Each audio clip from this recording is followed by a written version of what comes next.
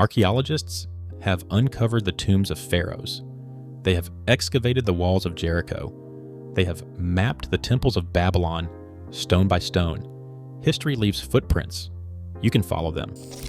But when it comes to Mecca, the trail becomes complicated. Not because nothing happened there, but because almost no early material evidence is publicly accessible.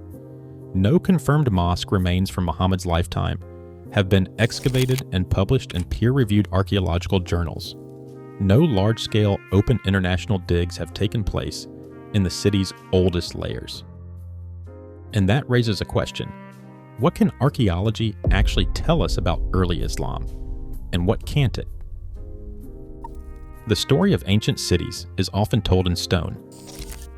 The walls of Jericho, layered in mud brick and earth, reveal a settlement that stretches back more than 10,000 years. In Egypt, the tomb of Tutankhamun was unearthed in 1922, its chambers untouched for over 3 millennia, its treasures cataloged and displayed in museums around the world. Babylon's temples have been mapped, block by block, their inscriptions deciphered, their stratigraphy measured and debated in scholarly journals. The material record is rich, it is public, it is peer-reviewed. So what happens when that record is missing? When the ground beneath a city yields no published remains from its foundational era? In Mecca, the cradle of Islam, the question is not whether history happened, but why its earliest evidence remains so elusive. No confirmed mosque foundations from the time of Muhammad have been excavated and published in major archaeological journals. No international team has conducted a large-scale, open dig in the city's oldest layers. The few surveys that exist are limited to surface finds or remote sensing images, snapshots, not excavations. The city's sacred enclosure, the Haram, is off limits to intrusive work. Urban redevelopment has swept away much of what might have survived above ground. Elsewhere, the stones speak. In Mecca, the silence is striking. What does this absence mean? Is it a gap waiting to be filled, or a barrier that cannot be crossed? For historians, the challenge is not just to interpret what is found, but to ask what can be known when the evidence is locked away, and what must remain a matter of tradition and faith. The story of Mecca begins not in stone, but in words. Islamic tradition offers a detailed account. The Kaaba at the city's heart was rebuilt by Abraham and his son Ishmael as a house of worship for the one God. The Quraysh tribe, guardians of the sanctuary, hosted annual pilgrimages that drew people from across Arabia. Muhammad was born here, received revelation, and began preaching amid the rituals and markets of this ancient city. These are the central claims, but when were they first written down? The earliest biography of Muhammad, the Sirah, was compiled by Ibn Ishaq in the 8th century, more than a century after Muhammad's death in 632 CE. His original work no longer survives. Instead, it comes to us through the later editors, most importantly, Ibn Hisham. Ibn Hisham, writing in the early 9th century, made deliberate choices about what to keep. He removed stories he judged unverifiable, poetry he considered inauthentic, and material he feared might offend. What remains is a carefully curated narrative, shaped by the values and concerns of its time. Al-Tabari, another key historian, preserved some of the passages Ibn Hisham omitted.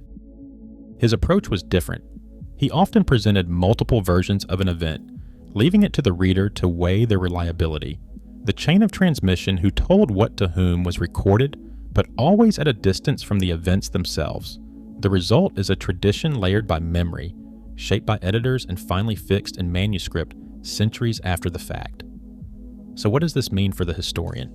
Tradition offers a hypothesis: Mecca as a pilgrimage center, the Kaaba as an ancient sanctuary, Muhammad as its most famous son. But without the stones, how can these claims be tested? The next step is to compare what the tradition says with what survives outside its pages. Beyond Islamic tradition, ancient sources are silent about Mecca. Greek geographers charted Arabia's trade routes in detail. The periplus of the Erythraean Sea written in the mid-1st century, cataloged markets and caravan towns. But Mecca is absent. Strabo and Ptolemy mapped the movement of incense and gold, yet their lists of oases never mention the city later known as Islam's heart. Some suggest Mecca appears under another name, like Bakka from the Quran, or that it was too small to catch the attention of imperial scribes. Others argue the main trade routes described in classical texts skirted too far west, or that Mecca's significance rose only after these sources fell silent. The question remains open. Architecture offers another clue. Dan Gibson, a Canadian researcher, claims the earliest mosques point not to Mecca, but north toward Petra. Using satellite imagery, he tracks Qibla alignments and sees a pattern. Early mosques, he argues, were built facing Petra, only shifting to Mecca later. If correct, this would challenge the traditional geography of Islam's origins. Mainstream scholars, including David A. King, counter that early builders lacked precise instruments. The Earth's magnetic field drifts over centuries, and magnetic declination can shift compass readings by several degrees. Many ancient mosques have been rebuilt, masking their original orientation. The sample size is small. Most experts believe early Muslims prayed toward Mecca as best they could, guided by available knowledge. The Qibla debate highlights the limits of ancient measurement and the caution required when interpreting scattered clues. The cityscape of Mecca has changed more in the last few decades than in the previous 1,000 years. Towers rise where Ottoman stone once stood. The Ujd fortress, built in the late 18th century to guard the Grand Mosque, was demolished in 2002. Its foundations vanished beneath the Abraj al-Bayt complex, a cluster of skyscrapers that now dominates the skyline. The fortress is gone, so are entire neighborhoods of traditional houses and winding lanes that once circled the sanctuary. Each demolition erases layers that might have held clues to the city's earliest years. Why does so little survive? Part of the answer lies in law. In 2014, Royal Decree M3 redefined what counts as an antiquity in Saudi Arabia. Anything over 100 years old, whether a building, a coin, or a fragment of pottery. The law gives the state ownership of all such objects. More important, it places the Saudi Heritage Commission in charge of all research, excavation, and preservation. No digging happens without a license. And inside the harem, the sacred precinct around the Kaaba, excavation is banned entirely.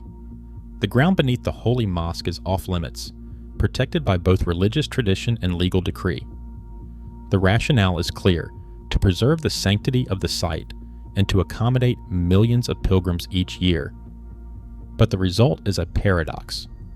As Mecca grows upward and outward, its oldest layers are either swept away or locked beneath concrete. For archaeologists, the only way forward is to look from a distance, using satellite images, ground-penetrating radar, and surface surveys. The stones remain silent, not only because of faith, but because the law demands it. And so, the search for Mecca's origins must adapt, finding new paths where the old ones are closed.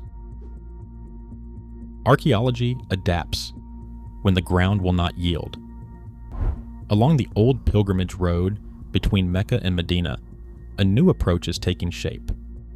Timothy Insall and his Saudi and British colleagues are mapping sites like Al-Jufa, Al-Bayda, Al-Rawha, and Thaniya Lift, not with shovels but with satellite scans, surface surveys, and careful sampling. The goal is to trace the rhythms of ancient travel and to find traces of life where excavation is allowed. These efforts unfold at the city's margins, always outside the sacred core. Meanwhile, the debate among historians continues. In 1977, Patricia Crone and Michael Cook argued that Mecca's early prominence was a later construction, a thesis that sparked decades of controversy. Today, scholars like Jonathan A. C. Brown urge caution, weighing both tradition and skepticism. The search for Mecca's origins is now a dialogue between new technology, old questions, and the limits set by law and faith.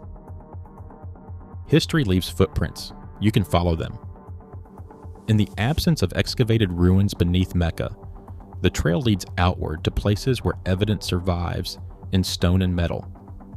A basalt tombstone from Sana'a, dated around 680 CE, carries an inscription naming the prophet's community. The script is early Arabic, the language spare and unmistakable.